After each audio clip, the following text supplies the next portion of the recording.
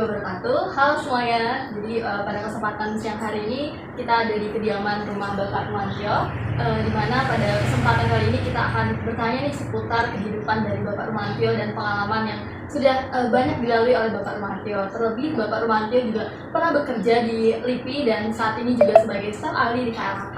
Mungkin langsung saja yuk kita sapa Bapak Rumantyo.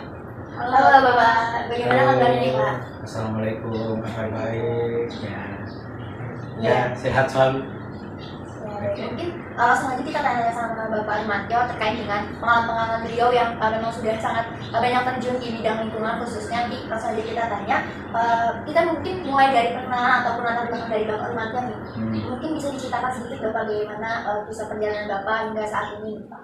Ya, jadi terima kasih. Saya akan cerita dulu waktu saya masih seumur mbak-mbak ini jadi kuliah. Jadi saya memang kuliah di Fakultas Biologi. Jadi mulai itu dari Salatiga ya, Jawa Tengah, lalu terus lanjut di Universitas Nasional, lalu beberapa kali saya meneruskan di beberapa program di luar ya, jadi program diploma ya sama. Jadi makanya saya di sini sebenarnya dididik bukan sebagai peneliti, tapi sebagai tenaga vokasi ya, tenaga ahli. Ya.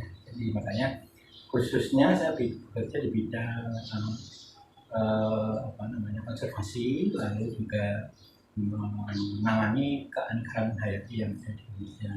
Beberapa dasar ilmu yang saya peroleh itu saya dapat dari Inggris, lalu juga dapat dari Filipina dan dari Jepang, dan beberapa kali saya melakukan studi. Itu adalah untuk memberi semangat nih pada teman-teman semua. Ada di semua ini saya vokasi. Jadi sekolah vokasi bukannya sekolah yang ejek-ejek, tapi dari sisi ini bisa memberikan peluang. Ya, itu kira-kira nih. Lalu saya pertama kali masuk di LIPI ya. Di LIPI tadinya saya di Kebun Raya Bogor. Jadi saya kalau naik Kebun Raya Bogor.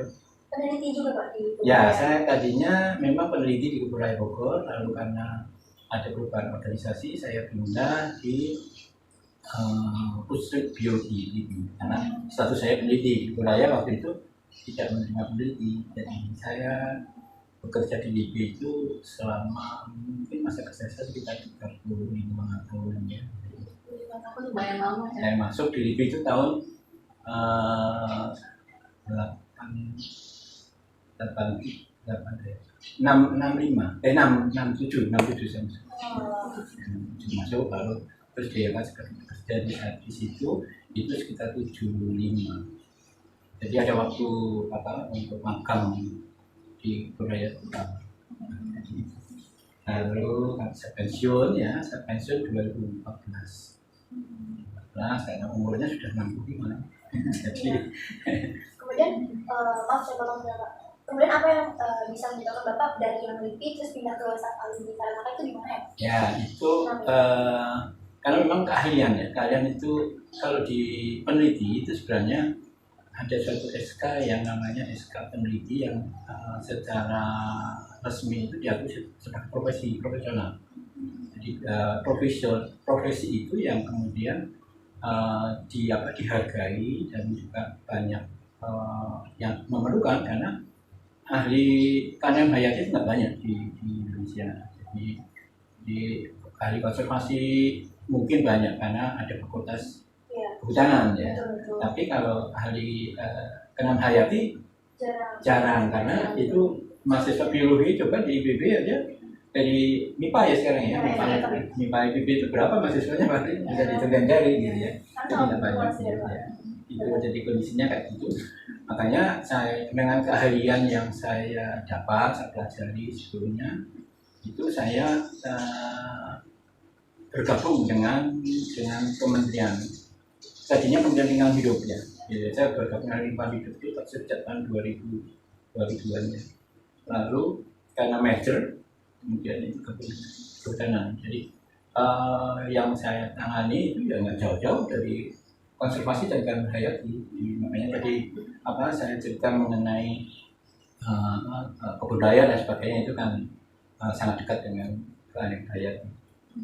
Terus, dari cerita Bapak juga, Bapak awal mulanya jadi di kebun raya, Ya, kemudian pindah ke LIPI, kemudian saat ini di KLHK gitu. Nah, Ya. dalam proses perpindahan tersebut Bapak juga banyak meneliti di luar negeri seperti itu ya Pak. Nah, ada nggak Pak perbedaan di mana ketika Bapak meneliti di luar Indonesia dan ketika meneliti di dalam Indonesia? ya memang kalau dibanding-bandingkan ya jadi usah dibanding-bandingkan ya. Jadi itu memang masalahnya berbeda. Jadi kalau di kita di sini itu memang semuanya mulai dari nol. Jadi saya dulu bekerja itu mulai dari cuci piring istilahnya ya, nyuci segala macam ya. Kalau di lab dan sebagainya gitu. Kalau di luar negeri nggak ada, jadi memang peneliti di luar negeri itu juga semua sudah disiapkan. Jadi kita tinggal masukin apa kita mau apa, butuh ini sudah siap. Gitu. Kalau di sini kadang-kadang harus beli sendiri, hanya karena nggak ada harus nyari. Kadang-kadang kalau nggak ada kita create ya, jadi membuat. Ya itu kebetulan saya sekolah vokasi gitu. Jadi vokasi itu saya belajar bagaimana sih membuat suatu peralatan yang betul-betul. Nah itu penting perbedaannya.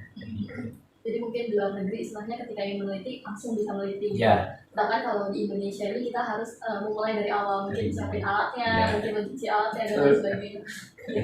Mungkin dari banyaknya Bapak udah pengalaman bekerja seperti itu, ada nggak sih Pak etika pasti kan selalu berkesinambungan gitu Pak, dengan etika yang kita lakukan, apa yang kita terapkan gitu. Ada nggak sih Pak dari waktu pas meneliti ataupun di KLHK itu etika yang diterapkan selalu oleh Bapak sendiri itu gimana ya Pak? Etika itu kaitannya dengan komitmen ya. Jadi janji kita pada diri kita sendiri. Nah itulah yang menyebabkan kita melakukan kegiatan itu dengan jujur. Jadi kalau memang bukan data kita ya bilang itu kita mensitasi dari data lain. Jadi, kejujuran itu yang diperlukan oleh di dalam peneliti. Dan itu penting karena kalau tidak kan peneliti itu kan istilahnya mazhabnya itu harus bisa dilakukan lagi diulang oleh yang lain. Itu artinya kalau kita bohong akan ketahuan nanti kalau ada orang yang nanti ini hasilnya dari mana sih gitu. Jadi itu maka etika kejujuran, lalu komitmen, lalu juga kita seringkali menyebut bahwa peneliti itu individualis. Seringkali memang bisa ya bisa tidak, tetapi kalau saya pribadi peneliti tidak bisa individualistis. Makanya kita harus membuka kita dengan cara menerima apa yang masukan dari luar. Jadi itulah etika itu yang saya kira penting juga, jangan kita maunya sendiri. Kalau saya bilang ya udah apapun meskipun itu salah gitu. Jadi kadang-kadang seperti itu. Tapi kalau kita mau membuka wawasan kita bagi masukan orang lain ya kita terima, asal kita bisa memberikan argumentasi yang betul. Itu ada etika. Itu saya kira nih kita udah banyak banget ya Yasmin dapat informasi, dan pastinya juga teman-teman yang menonton juga banyak banget informasi yang bisa didapat dari Bapak Rumantio, mulai dari awal terjun, kemudian juga pengalaman bekerjanya, mungkin jadi peneliti juga, terus juga bekerja di LIPI, di KLHK. Wah pastinya banyak banget ya yang udah kita dapetin pada kesempatan kali ini. Tapi sayang sekali teman-teman, kita harus berakhir sampai di sini.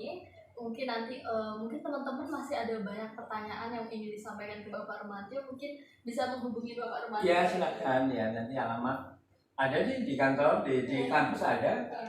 Ya, ada di kampus. Jadi nanti teman-teman juga bisa pastinya untuk bisa mendapatkan informasi lebih banyak lagi kepada Bapak Rumantio. Oke teman-teman, kami juga mengucapkan banyak terima kasih kepada Bapak Rumantio karena sudah bersedia untuk memberikan kesempatan kami semua untuk bisa mendapatkan informasi yang bermanfaat. Oke, mungkin dari saya Rahel Gavila dan dari saya Jessica Ramadhani pamit undur diri.